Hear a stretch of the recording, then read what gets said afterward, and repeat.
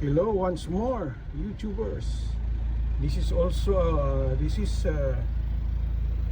you can see, I have to replace my um, Renault Duster coolant reservoir because I already put some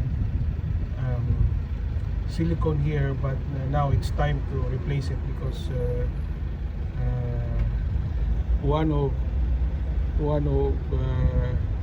this part here was broken already, so I just make it more inside and put some silicone, but it's not good anymore. It's already have some cracks, so I have to replace. And you can see, as you can see, the water is dripping already once the pressure of coolant is very high, because I just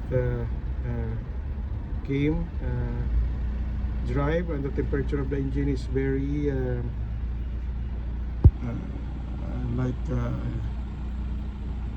it's more than warm, it's hot now. So once the coolant is very hot, it will go up, and it will pressurize, and it will see the water is dripping in the hose. So I have to replace the whole reservoir. I have that one that I already ordered. I ordered it in AliExpress online. So it's just this one is cheaper. This one brand new. See? So it's cheaper compared to the OEM reservoir. So I hope it will last. And as you can see, there's also like a steel here.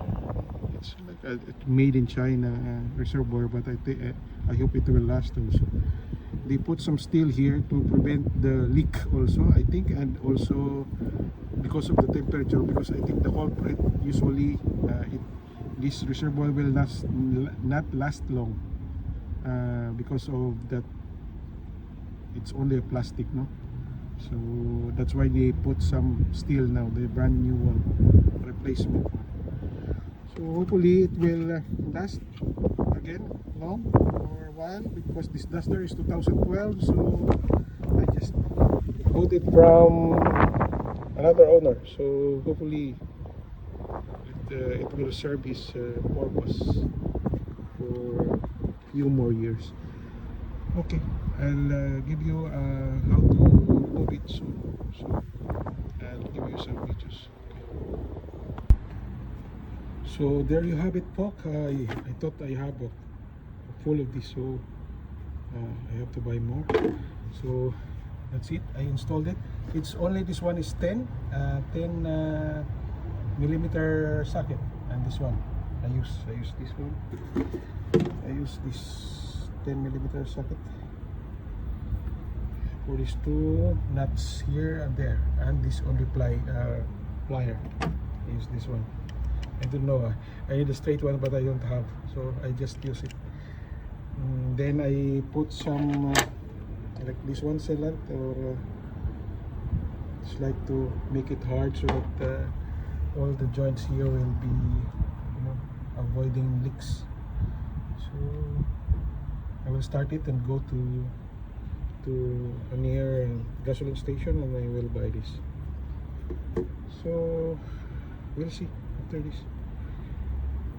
It's very easy job to DIY.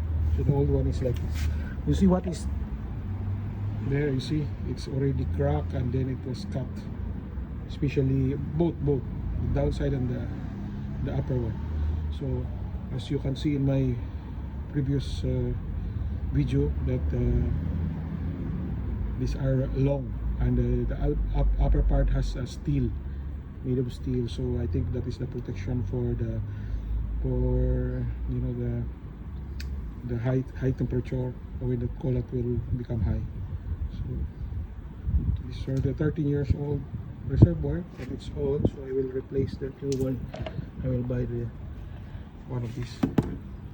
I hope I have correct coolant, green or pink, I don't know, but I already refill it now for 2 years with green one.